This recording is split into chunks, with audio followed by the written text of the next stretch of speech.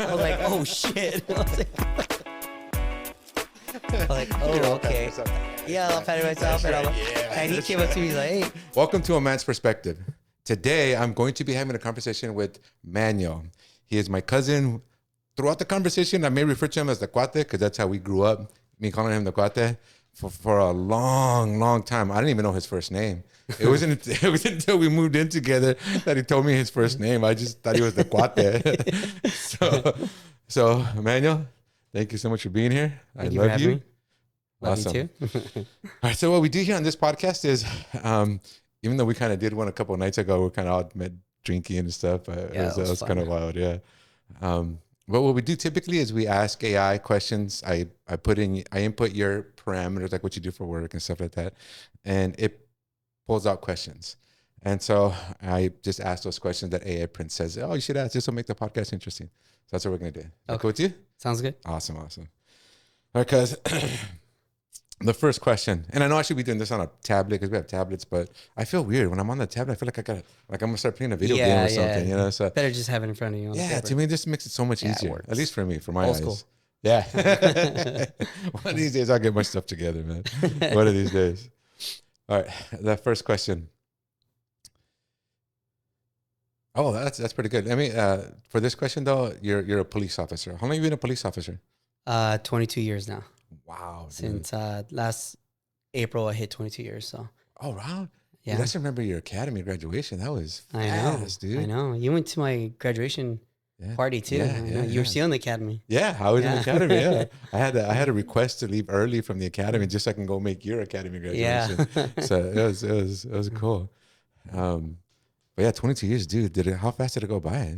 Pretty quick. Yeah, just you just get, especially I had the opportunity to work a lot of cool specialized units, so it took up a good chunk of my time. And patrol is always a good thing. It's always fun. Yeah. I think right now at the position I'm in, patrol's just fine. You know, I'm a dad now, and I'm not going out and doing the crazy things I used to do. That's I remember some of your stories. Yeah, dude. so but 22 years and I got 11 years left. So wow.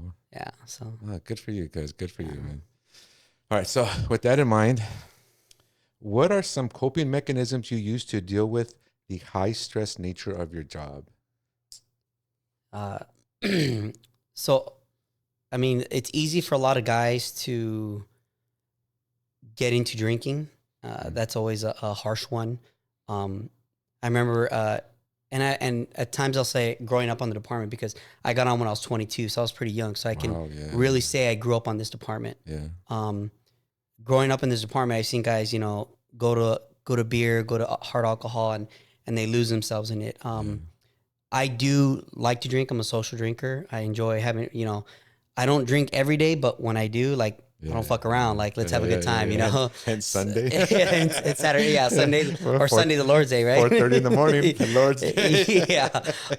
But no, my main coping mechanism for this job is honestly fitness, working out. Whether it's running, lifting weights. I'm personally into CrossFit. I just recently got back into jiu-jitsu, and that's just a whole nother level. But and at times, from time to time, especially friends and I will call it the debrief. You always debrief after a situation, but even after work or on a day off, you debrief, have a couple of cold ones with your buddies, or a whiskey and a cigar, and it really helps. And I hang out on my off duty. I hang out with some cops, not a lot, but I like to hang out with guys that are non-law enforcement related too, because you got to kind of break away from that aspect too, as well. Absolutely. Most of my best friends are non-law enforcement. Yeah. Well, I don't say most, like half, because I have 5 really good friends that I consider my friend, and 2 of them are not law enforcement. The other ones are law enforcement. Working out, that's I know there's different types of working out, like a bodybuilding, CrossFit, a cardio. Is there a particular one that you think works best for de-stressing? I think honestly, it's what works best for you. I know guys that they're phenomenal runners. I know guys that are into bodybuilding and they could lift a ton.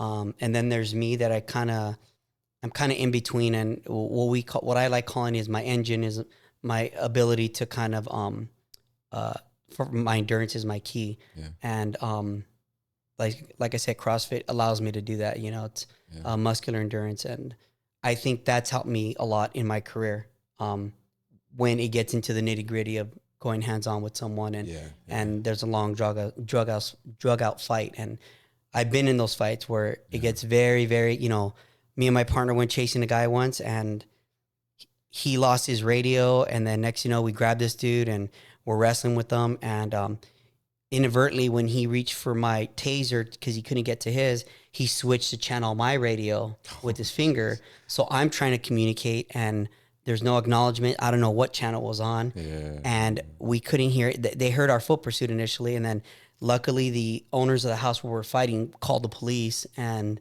they, you know, our dish unit showed up to our location, and we were going at it with this guy for a good like 3 minutes. Wow. And that's forever. Time. Yeah. Yeah. A lot of people don't realize how long 3 minutes is. Yeah. 3 minutes is a long time. Very long time. Yeah. So.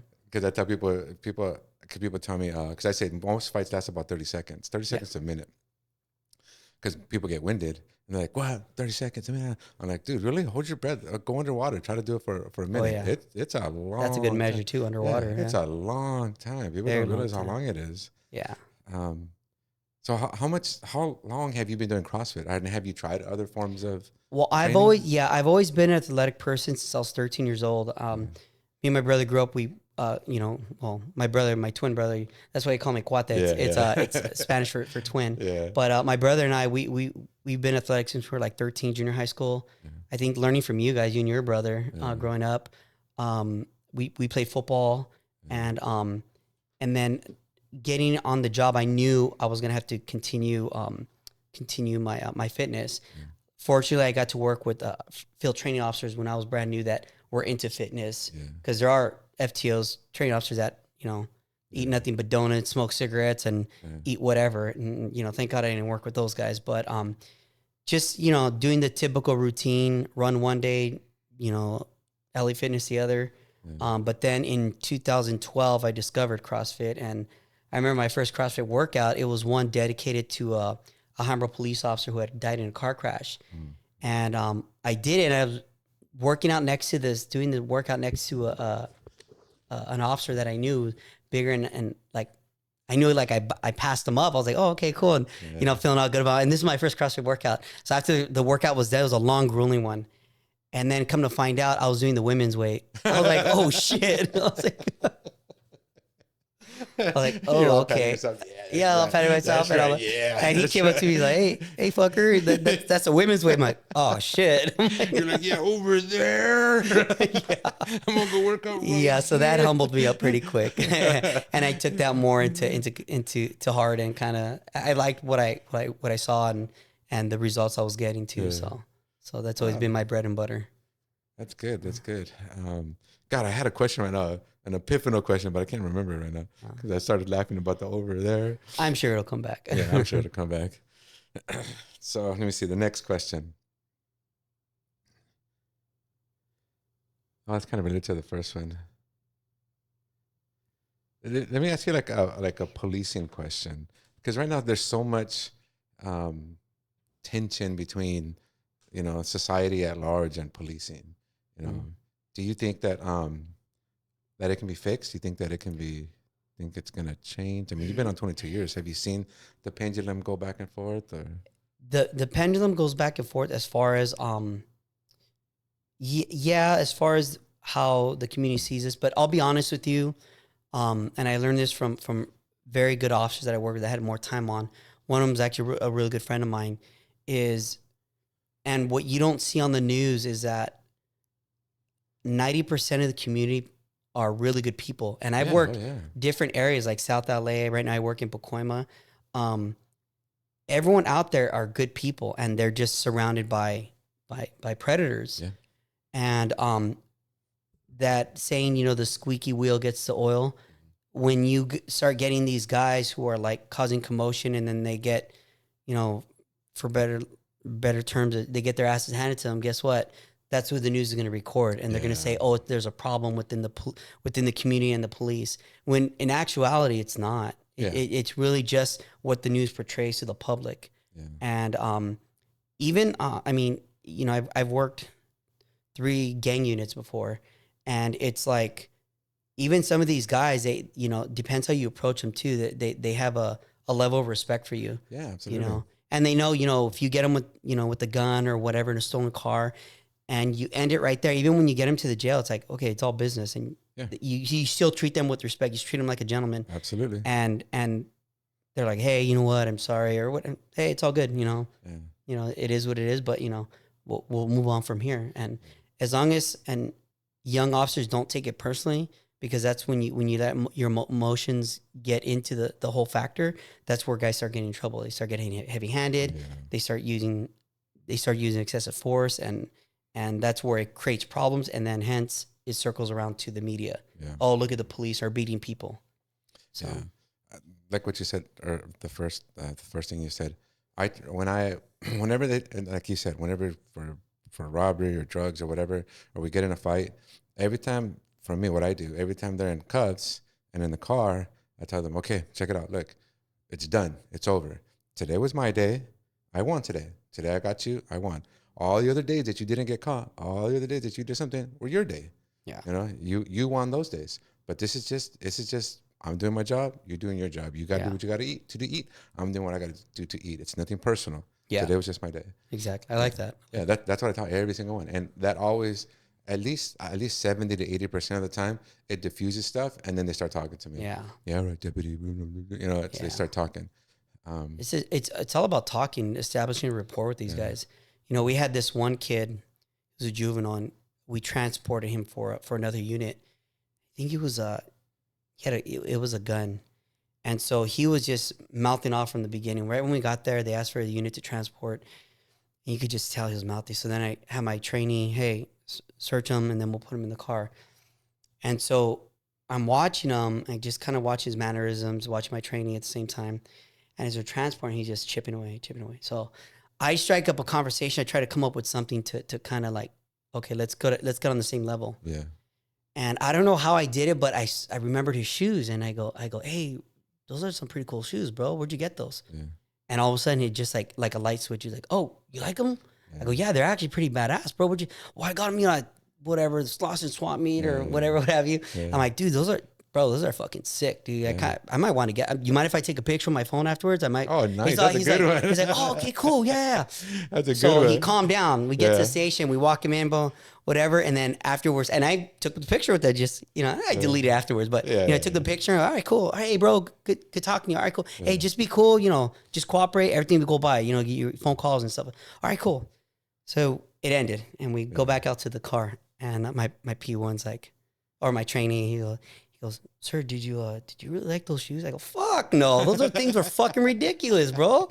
He's like, sir, you even took a picture. I go, dude, did you see what I was doing? Did he calm down? Yeah. Oh yeah, like a light switch for him. He's like, oh, I got you. I go, dude, you gotta learn to talk to these guys and kind of calm them down and get to their level. Not saying that you're gonna be at that level, but get to their level, so that way they could have a not as much as respect you, but even just to calm down, and that way they feel like they're understood. Yeah. So. But that was always a trippy one. My people, did you really like them? Hell no. Those things are fucking. I wish I kept the picture. I would have showed you, and they were hideous, dude. Not my style. Not at all.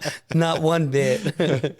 That's funny. But yeah, you're absolutely right, man. And I think just like with the advice about how to coping with stress and all that, those things kind of help with just everything in life. Yeah. Everyone wants to be acknowledged. Everyone wants to be respected. Everyone wants to be heard. Yeah. And when you learn to talk to people in the way that they understand that they're being heard, and in the way that they understand that they're being acknowledged, it makes them feel valuable. Mm-hmm. And usually you can better communicate at that point. At least that's what I found. That's 90% of our job. Yeah. People, you read a comments of a call as you're driving there, and you're like, damn, it sounds like a shit show, dude. Yeah. But you get there and you're like, okay, just as long as it's safe, let the person talk, and you're thinking, okay, we're going to have an arrest, or we're going to have to do a report out of this. And then literally 15 minutes of them talking. Okay, sir, how would you like us to help you? You want to take a report?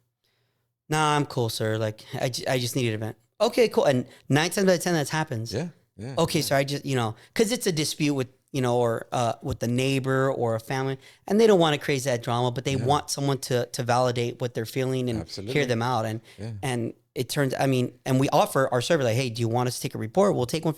And I reassure them afterwards, like, look, if tomorrow you feel different, you want to you're more than welcome to go to the station. Here's my business card. Go to the front desk and they'll take a report for you. Yeah. So, yeah. That's the biggest hurdle is getting them to understand that it's not personal. Yeah, absolutely. So, God, I can't believe AI did this question. How do you address issues of diversity and inclusion within the police force? I can't stand that question because like people don't recognize like at least with the sheriff's department, most of it is a minority. I think it's like 55% Hispanic, 40% Black, and I don't know the numbers exactly, but the last time I saw them, that's the way it was. It was like most of the force is minority. And the sheriff's department does so much to hire women. Yeah. We have just women recruitment days. We have women training days. We do so much to hire women. Yeah. It's that's why I'm so surprised that I'm not surprised that AI asked this question, but I just don't like those type of questions because people don't recognize how much is done to include minorities, to include women, to include I don't know. Is it that way with your department? Yeah, very much so. There's even a division dedicated to that DEI situation. And you know what? And nothing against women, nothing against obviously I'm a minority, but I've always been raised with the best man for the job. And I've worked with some female officers that could hold their own. So I'm not saying that because obviously you look at different aspects of women and men and muscle composition and stuff like that, but I've worked with some females that could hold their own. And I'm like, okay, cool. And do we need females on this job? Absolutely. But at the same time, when you start pressing them into these like specialized units where you're in the nitty gritty or you're doing, you're looking for these extreme predator type people and they can't handle their own. What do you do? It sucks. It puts everybody in danger. Yeah. I've responded to calls where it's a female that's in a fight, and man, she gets rocked. I remember one had her orbital socket broken, and dude, they get rocked. And I know there's times where females want to work together, and it's like they allow it. But I remember when I was at 77th, there was a sergeant, a watch commander. He would not allow two females to work together. Not because he didn't like them, but because of the safety factor. No, absolutely not. Yeah, it's like that's, and it's sad to say, but if I do work with a female, when I do work with new trainees, especially a female trainee, that's you're trying to teach or trying to coach or train, and you have to kind of change your tactics because, like almost like a one-man car tactic because. You don't know what that person's going to do. And that's one thing I ask my trainees. I go, hey, have you ever been in a fight? Oh, yeah, I have. Okay, have you ever been punched in the face? No. Have you ever been like bloody nose, eyes, tears coming out of your eyes and you could barely see?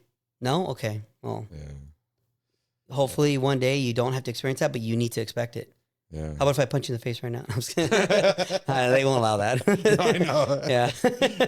Here, let me give you the experience right now. Yeah, but it does change things. I think it was Mike Tyson that said that's someone that hasn't been punched in the face because they're saying something stupid. Exactly. It does change things because I remember the first time I got punched in the face, man, I was 3 at the time and the guy was 32, but I rocked him anyway. Yeah. Yeah. Sure. But I remember, it changes your perspective on shit. You're like, oh damn. Shit, you have a plan and then shit hits the fan and guess what? Yeah. That plan's out the window. I don't remember shit after that. Nope. I remember going buck wild, man. Yo, if he does this, I'm gonna do this with my leg and sweep him and then take him and that shit doesn't happen. Oh yeah. Nope. Oh yeah. In my mind, this whole plan to to subdue and to fucking it was dude. The person did you ever see do you remember In Living Color? Yeah. Remember when Jim Carrey, he's the karate instructor, and he keeps doing the knife attack, and she keeps stabbing him because he's trying to defend. He's like, "You stabbed me wrong." It's like, it's like, nope, it doesn't work out that way. Yeah, it's so funny, man. But it's not something that I want everybody to go through, but I think it's necessary. Everybody should go through that. Yeah, because it changes everything. And you could simulate that stuff so much in the academy. I mean, they pepper spray us and they tell us, this and that, but I mean, that's still a controlled environment. But yeah, because it's different when you're out there and some dude's hitting you. Technically, post doesn't require that. You don't have to. I don't know if you knew pepper that. Spray? Yeah. Ah, shit. They don't tell you that. No, they don't tell you that. I got pepper spray like 3 times. Yeah, they don't tell you that. 3 times in the academy and like 3 times on patrol. Yeah. Oh, okay. Yeah, that is definitely not a controlled environment there. Because that's what always happens. They say when you use pepper spray, you never get the suspect. You always get your partner. Oh, you always get your partner. Yeah. Dude, we're in a fight and I hear, "I'm gonna pepper spray," and you're supposed to push off. I didn't even get to push off, and all of a sudden I see the stream go shoosh, and then shoosh. So I was like, "Oh my god!" Yeah. And pepper spray to me is the worst, man. It's anybody. So real quick, so I was working gangs in 77th, and me and my partner we go to the far west end of the division, and we go to 7-Eleven to grab something to drink, and then all of a sudden this van comes up, and 4 undercover officers come out. They're vested up, and they have radios, and they're like, "Hey, we're from gang narcotics division. We're following a 211 suspect. Yeah. We need a black and white to do the takedown." We're like, "Okay, cool. Give us one of the radios." So we broadcast. And long story short, the guy pulls over, leaves his chick in the car, and takes off running. So we go and start. He runs into this apartment complex. Air units over. They're directing us. And so we happen to meet with him and me and my partner, and we have our guns drawn out because it's 211 suspect, right? And this guy has his hands in his pockets. He's like, "You're gonna fucking shoot me." And I'm like, oh my God. I'm like thinking, please, partner, don't shoot him. I go, unless you see, please don't shoot him. And he's all, "No, you're gonna have to fucking shoot me." All right. So I'm like thinking, all right, think out of the box. I go, okay. I go, "Hey partner, hold on him." So he's holding on with his gun, low ready. I holster up. I pull my OC spray out. All of a sudden, the guy's like, "Hey, never mind." He turns around, throws himself out. I'm like, damn, that's all it took. Because it works. It works. Dude. When it hits your target, it works. Yeah. I thought I was gonna die, dude. It Every hurts. time I thought I was gonna die. Like I couldn't breathe. My eyes were on fire. Oh, I mean, you don't show it. You suck it up. But inside, I'm like, oh my God, I need to go to the hospital. And then when you're rested, like hours later, you're laying in bed. All of a sudden, it comes back. You're like, shit. Yeah, pepper spray is horrible. People don't. I don't know. Maybe I'm allergic to it or something. But it's one of the worst things I've been through, man. I had a classmate in the academy. She didn't get affected by the pepper spray. Really? They have a pepper spray. Yeah, they went up. They told us cover one eye. They sprayed us, and they're all right. Open your eye, and then we're like, shit. Yeah. And she did it. Opened her eye, and she's like looking around, and they're like, "Do you feel anything?" And she's like, "No." And they went up and they sprayed her like directly, and she just kind of like went back. No, I feel good. Yeah, I was like, wow, you're one of the lucky ones. Yeah. Yeah, I know there are people like that because we had a guy at the station that was like that because what we used to do, we play jokes on each other. Yeah. So we used to go on when they're in the bathroom. We used to go in and like shoot a quick spray on the floor sometimes. Oh, God. Yeah. Sheriff's department are fucked up. Let me tell you, we don't do shit like that. Well, not anymore. Back in the day, it's a story that I heard. Because we would have never do that. No. And so we're gonna get to the close friends, and usually everyone runs out like piece of this, piece of that. And there was one guy, man. He just this skinny little white guy. Man, he just came on like nothing. Nothing. Huh? Yeah, just like nothing. It didn't faze him at all. We're like, damn. And then one of the other guys said, "We didn't do it right." So he straight pepper sprays him in the face. Yeah. Well, we were off already. Yeah. We were off already. And so he just straight pepper sprays him in the face, and he just goes and rubbed it off and goes, starts talking shit to the other. I was like, shit. Yeah. I'm not gonna mess with that guy. Yeah, we want him whenever we pepper spray someone. Yeah. So some people just aren't affected. And I remember in the academy them telling us like certain percent of the population is not affected by it, but it's always surprising who's not affected by it. Yeah. Like that girl, and like Niles, he was a skinny little white guy. I was like, damn. I think I remember you telling me about that guy, Niles. Yeah. He was he was something else. Let's not talk about him because he was something else. All right, so let's see. How do you see? Oh, that's pretty good. How do you see the future of policing evolving over the next decade? Evolving. within the community, police work itself will never be the same. Yeah. Police equipment. I mean, more stuff for us to do, more stuff for us to push and turn off, and like body worn, and then your seatbelts, and because I came on the job when you did too, and why are you wearing your seatbelt? Like, yeah, I remember those days. It's demanding. You got to be ready. You got to be ready to jump out. And then a big hurdle was I mean, at first it came out was in-car video, and then you found ways around it. Like, not that you were doing anything bad, but it's like you're trying to do police work a certain way. And now body worn is just, it is what it is. I mean, I wouldn't, and like I said earlier, like, I'm a father now and, a family man. So it's, I wouldn't do the stuff that I used to do, but now even more so with body worn cameras, it's a lot different. Yeah. People don't realize how strict those things are. Like I have a buddy who said, put it on the effing ground. So he called it the effing ground. Right. And he got written up for that. I mean, and this department, I mean, they go after you for, and it's hard to be proactive. I mean, I've had my fair share of being proactive and getting a lot of stuff, a lot of good arrests. But now for me, I mean, because now I'm like, okay, I got into a pursuit sometime last year, and I was a passenger in the pursuit. And, And I was the only one out of 5 cars that was dinged out of policy.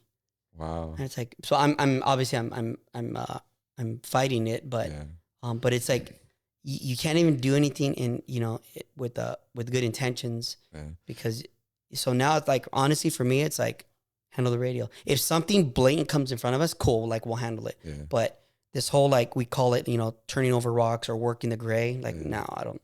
For me, it's black or white now. I don't know anybody that does that anymore. The reason I laughed when you said in a pursuit and you got dinged as a passenger, we were responding code, and I was a passenger too, and my partner ran into another black and white. He just plowed into the back of it, and I got written up for not telling my partner to slow down. I'm like, dude, I'm trying to clear the intersection, and I got written up. I was like, wow, what the hell? And I was like, I was telling the lieutenant, LT, I was a passenger. Well, yeah, but read the policy. I'm like, I understand that, but I have my role to do, and I'm not driving. I'm not in control of the vehicle. Well, you can grieve. I'm like, okay, whatever. So I just signed it, and it's just like, I was a passenger and I got written up. Yeah. So law enforcement has changed dramatically. Yeah, dramatically, and people don't realize how strict it is. The politics are tying our hands. Yeah. Oh yeah, absolutely. Very, very much so. And it's like, you have and even the court system. I mean, you have these guys that they'll go in and they get released before we even finish the report. Oh yeah. It's sad. It's sad, Absolutely. But, what can you do? Yeah. So do you think it's going to get better? Do you think the pendulum is one way? Do you think it's going to... No, I don't think it'll ever go back the way it was. Yeah, I mean... Yeah. And one thing too is like, and not to knock people with degrees, but my department is looking to hire more guys with degrees. Yeah, as opposed to law enforcement is, opposed to like military backgrounds. Yeah. Military backgrounds I like those guys. They're disciplined. They're I've been around military. My dad, you were military, and I think that aspect, those guys that have that kind of life experience is valuable. Yeah. Because when shit does hit the fan and there's that gunfight, you're gonna the way you respond, it's very contagious to people. Oh, absolutely. So if you see, you're a combat veteran and all of a sudden we're getting shot at, your natural instinct is you're going to be scared, but you revert back to your training. And if you've never been in a gunfight or in a bad situation, you may even at one point look over and see your partner performing. Okay, and snap right back into it. And now you're engaging. Yeah, absolutely. So, absolutely. And now they want this department with guys with PhDs and bachelors and masters, and it's like, dude, really? Like, and these guys, as soon as they'll do like minimum time patrol, and they're in the building trying to promote and do stuff. It's like, and then they're wondering why patrol's hurting. Yeah, writing policy, and then wondering why patrol's hurting. And which in turn hurts the community. Yeah. So, and that's the one who really suffers the most, because it's a community that pays. Because all over the news, you see how crime is up, property crime is up, violent crimes are up. what are we doing? But it's not that cops don't want to do their job. It's that it's difficult to do their job. It is. It's very difficult, and sometimes it can be detrimental to the officer themselves. That, where they can get written up, or they can get like me being a passenger. I got written up. For being a passenger because of the strict policies that are in place now. And not that they're bad. If anyone in the department ever sees this, it's not that it's bad, but I think it's maybe, I don't know, gotten too close to crossing the line. Yeah. I don't know how else to put it without putting it in a negative light, because I understand that our society feels that we need it, but and maybe we do, but yeah, it's not that cops don't want to do their job. It's just that it's getting more and more difficult. It is, yeah. All right, so let me see. I like to ask this as one of the final questions. If you could go back and speak to your younger self, what advice would you tell yourself to live a good life? Don't get married. No, I'm just kidding. So sorry, different topic. Huh? Yeah, my bad. Different topic. Oh yeah, okay. PTSD. To live a better life. You know what? I mean, honestly, we joke, but that's probably the best thing I tell my younger self. And you live and learn, and relationships are all part of it. And it takes a certain person, a certain spouse to be married to an officer. Oh yeah, dude. And when you have that resistance, I want to say, or jealousy in a sense at home, and they're not there to support you, it makes for a hell of a relationship at home. Have a hell of a time at home and hell of a time at work, because they all intertwine together. Yeah. Careful who you select, because like I said, not everyone can be a cop's wife. I've had missed opportunities. We'll just leave it at that. But we have had missed opportunities on this department. But all in all, I think it just helps with the mental stability as a police officer too, because you want to come home to your castle, to your place of rest, and have someone that's going to support you and not be a burden on you. Yeah, that's such fantastic advice for everything in life. Be careful who you select to be with you, because that can make or break you. That can cost you financially, even criminally. Yeah, and we've seen that all the time. You know, where dudes are going to jail, man, and it's like I've seen coppers that their ex-wife put a restraining order on them. Yeah, and next thing you know, they can't have a gun on them. So guess what? You're working inside. You're at the desk. Yeah. Yeah, it's like, yeah, that sucks. Yeah, I'm a cop. I don't have a gun though. That really sucks. Yeah. So it's a difficult. Who you select in your life is so important. Yeah. And we can go into relationships, but that's another 5-hour discussion. But thank you so much for being here, because absolutely, I love you, man. Love you too. You're a role model, because I've seen you make such good decisions through difficult times. A lot of people run and hide. A lot of people resort to like drinking and all kinds of other derelict, stuff. But every time I've looked at you when you're going through stress, you do resort to working out. I've seen you just totally out of it and you go run. I've seen you totally stressed and you go work out, and you're not doing the stupid shit that a lot of guys do. So I have the utmost respect for you, cause well, you know what too is like, I mean, I've always wanted to be a police officer since I was 9 years old. I saw my dad graduate from the academy, and when you talk about role models, I actually saw you as a role model, my dad as a role model, my Uncle Steve. My dad was Air Force, you were Army, and me and my brother followed you and your brother around a lot, like when we were little kids. And I think just a certain persona, the way you carry yourself, I picked up on that from my dad, from you guys. And it was like, I'll get asked a lot. I've gotten asked this so many times. People ask me, "Were you prior military?" I go, "No." And they're like, "Dude, you seem like you're military." I go, "Well, I grew up around it, like because you're so disciplined." Yeah, discipline and stuff like that. And I'm one of the guys, on my watch that's a rifle operator. And usually they reserve that spot for military guys because they have that experience. But no, I've been on, and I think I just carry myself that way because that's the way I was taught when I was a kid. And like I said, you and my dad were role models as far as that paramilitary or that military experience. Well, thank you, cuz, man. I love you. So for everyone out there in YouTube land, thank you for watching. If you have any questions, comments, just put them in the comment section, and I or my guests will try to respond to them. Please like and subscribe, and we'll see you on the next one.